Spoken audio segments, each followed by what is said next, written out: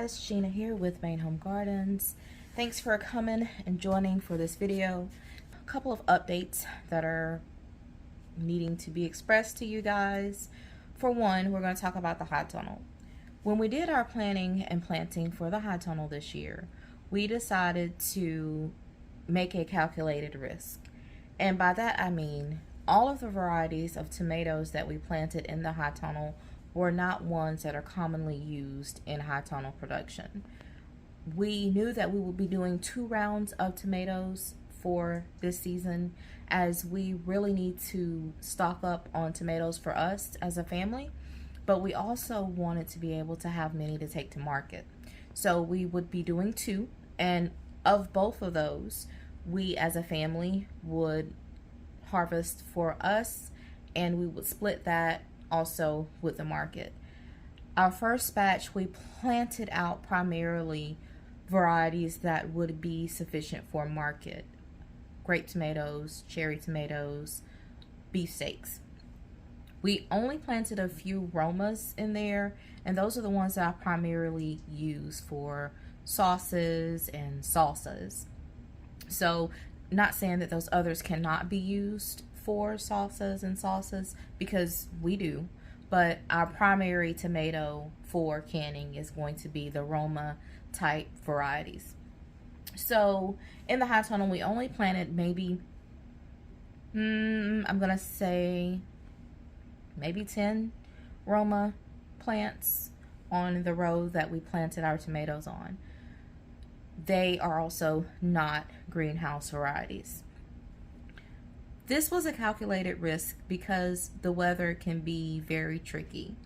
We knew that if we planted these varieties that were not necessarily high tunnel production, that we ran the risk of the weather being too hot and those tomatoes not faring very well, either slowing in production earlier than we needed them to and had planned for them to, or just not doing well at all. So this is what's happened. If you live in the US, then you know that there's been a terrible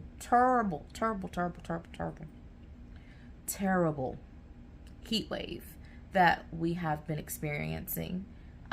Midwest temperatures have been higher than normal, and everywhere except little protected areas as far as the geography is in the United States has been really crazy over the last couple of weeks. Before the first day of spring, we had our first heat advisory, and our temperatures were upwards of 100. The real feel, the heat index was like 105, 107. And we've maintained that high heat index for several days. Even prior to that, the temperatures were in the mid to high 90s, which was hot for us. Usually hot, unusually early. We're used to those temperatures, but usually those don't hit us until the dog days of summer. It's still spring. So what has happened is our calculated risk did not pay off. Our tomatoes in the high tunnel are looking so sad. The fruit that had already set is maturing, and we're allowing it to vine ripen, and we're harvesting it. But for the most part, all of the tomatoes will likely have to be pulled. I'm sad about that, because this calculated risk was based on weather patterns that we've experienced over the last couple of years since we've had the high tunnel. And things really should have worked out. They should have worked out. But not only did we take into consideration past weather patterns, but we also took into consideration the varieties that we had planted in previous years that were not greenhouse varieties, that had been successful during the previous years. It is what it is. So, in planting and planning for the fall, I have no more time to take any more risk, to run any more trials. I have to plant plants that I know without a doubt will do well in the high tunnel. So I did an order to Johnny's for some greenhouse variety tomatoes. I think I may have even done a few eggplant. It is currently, what is today? June 24th. So in our area, it stays warm for quite a while. And even when the daylight hours have decreased, the temperatures tend to stay above freezing. Our first frost is usually around mid to late November. Since I'm going to be planting these tomatoes in the high tunnel, the frost is not a huge concern for me. But I do like to take it into consideration, because if it is a hard frost, extra protection along with the high tunnel is necessary since it is not heated. So today that order came in. I have it here, and I'm going to open it with you guys and just show you what we're going to be starting today. I have to start these. Even though I have time, I can't play with time. So after I open this box, I'm going to be starting these varieties immediately. So let's see what we have.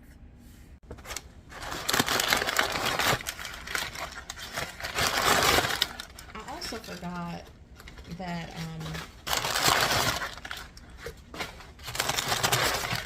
along with this order, I did do my order for our microgreen service that we do for the public. So there are some of those in here as well. So we'll just get those out first. We have our amaranth. I'm excited about this one. I'm going to actually experiment with it because I'm not sure how the germination is going to be, but I'm excited about this microgreen so much. Bugs will not let us have amaranth to eat on a larger scale, so let's try the microgreens. We have cilantro,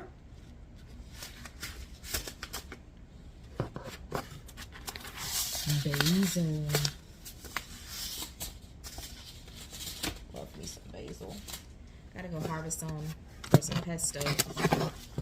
It's loving the heat in the hot tunnel. Dill. Dill is really good on a salad.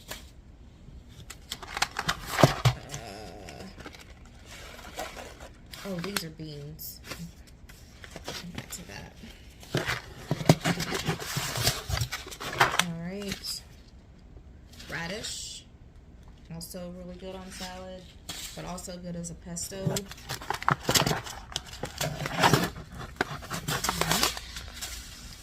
And red cabbage.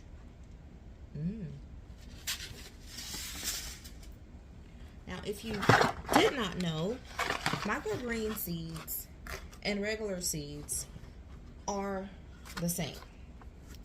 What tends to happen is that you see on this packet, it just says red cabbage. We're used to, on a lot of our varieties that we plant for, maybe if we wanted to get ahead of red cabbage, we're used to it saying red acre cabbage, or I can't think of any of the other names right now, but red acre I think is probably the most common red cabbage. Usually with the microgreens though, you're not going to get a specific variety. It's just going to say basil. It's just going to say, except for this one doesn't. This one is a, what does it say? It's a large leaf. Okay, the basil in this particular case is a large leaf basil. And the cilantro just says cilantro. Dill just says dill, you know. But if you wanted to plant these and harvest a head of red cabbage, you can. You would just have to play it by ear, and obviously you're not going to have the seed to harvest days for cabbage because they're giving you the seed to harvest days for a microgreen. But most of us know a cabbage is going to take anywhere from about 75. Some cabbages can take upwards of 100 plus days, some of the larger varieties. So just be aware of that. If you wanted to save a little money, if you're planting a bunch of cabbage, then you could technically get away with just buying a pack of microgreen seeds and going from there. Would you save money? I doubt it. Sometimes the prices for the microgreens tend to be a little bit higher. But if you can catch some on sale, which that often happens at the end of the year when a lot of the companies are looking to clear their stock because they can only sell them by their package by date. So at that case, then yeah, they need to go ahead and get rid of them before that time comes. So what they'll do is they'll decrease them. A lot of times you'll see them say, we have overstock, blah, blah, blah. That's what that's all about. Okay, so here we have our jade bean. This right here frustrates me a little bit. I wish that they would put this information, the germination percentage and all of that, in the listing on the website or in the book. I do realize it would have to be updated as they tested, which is probably prohibitive as to why it's not there. But I really would have loved to know that the germination was only 84% on these before I purchased them. I would not have purchased them. Beans germinate really well, so the fact that these are only 84% is a little concerning. But at least I know. That way I can plant extra on the row. So this will be our bush bean for the year, for the summer. We already have some in the high tunnel, which the grasshoppers have politely helped themselves to. Okay, and we also have our, oh yes, food peas for shoots. This is another microgreen. This one does not say for microgreens, but it says for shoots. And basically, when you're growing a pea microgreen, you can use the same one. So they're all edible and very delicious. So those are all the microgreen seeds. Okay. Oh yeah, we're going to be planting also some lettuce. And I'm going to also be planting our brassicas next month. Brassicas don't like it hot. I said I'm going to plant them next month. That's when I usually would plant them. That's when I planted them last year, and that did really well for us, especially with our cauliflower. But here's the problem. They don't like it hot. So after researching and watching a couple of videos on YouTube, but also on the Alabama IPM, I found that this is a common technique used by a lot of farmers, and I decided I've seen it before. I just didn't want to add another thing to our process here to make things more complicated for us, but this is going to be necessary, especially this year. I don't know what this heat's going to do.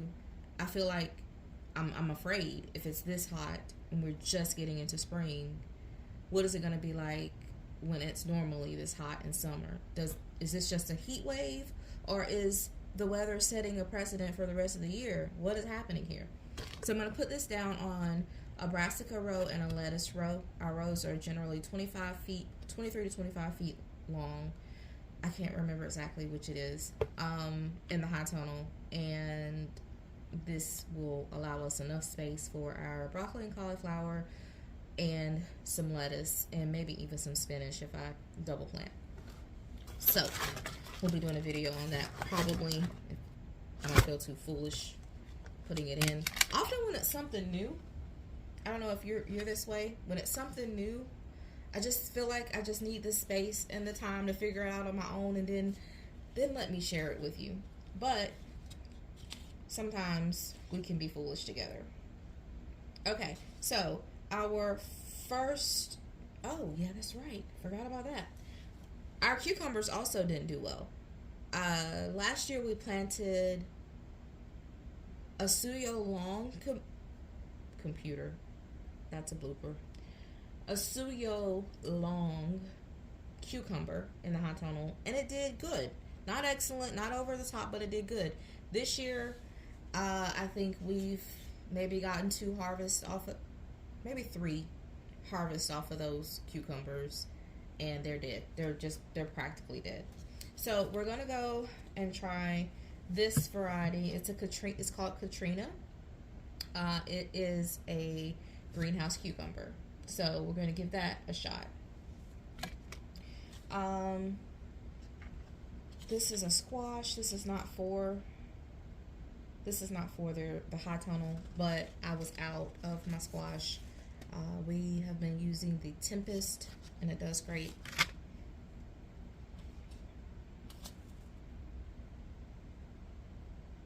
Tyrene is a plum paste Roma tomato. I can't remember if this was a greenhouse variety or if I was going to be planting it among some of my cattle panel trellises out front. I'll put a note here somewhere on the screen and let you know whether or not this is a greenhouse variety. This is not a greenhouse variety, but let me tell you about these. When I went to do my order this year, I couldn't get any. They were already out, and the size that I needed. Now they had the massive sizes, but I don't need that much for our little micro farm. But these are like the best tasting tomatoes. I guess you would say they're like a cherry tomato as far as the size is concerned. And they are just delicious. Now they're larger than the Sun Golds, but they rival the flavor of the Sun Golds. Very good. This is a... What are you giggling about over there? If she wasn't in her pajamas, I would blast her right now. This is another Roma plum paste tomato. Let's see, Granadero. Why am I saying that with an accent? I don't know. But this one, definitely, that germination rate, as long as it's above 90, I'm not horribly upset with it, but I would, of course, love for it to be higher. But anyway, this is a greenhouse variety. We have more squash. Safari. I do believe, I'll make a note, I do believe that the Safari zucchini might have been one that was slotted for greenhouse production. Again, I will leave a note. I was out of whole beans, so I wanted to try those. So we're going to try these Python whole beans. And let's see if there's any more tomatoes in here. Oh yeah, how could I forget this one? The name of it is hilarious. Huh? Big Dina. I love that name. I'm hoping that they are indeed big. And the funny thing is the name, Dean, family name. So yeah, those are all of our varieties for the high tunnel that we have. In addition to all of those things, I did want to work on growing more storage variety type foods, and so I've been researching, and I came across this Cossack kohlrabi, and it's supposed to be a storage variety, and I wanted to change up our fennel variety as well, and we're trying this Preludio. How do you say that, y'all? Preludio. And then, of course, we have our usual carrots that we plant every year. All right, garden friends. I have a lot of work to do. I have seeds to plant, plantings to plan. Catch you next time. Have a good one.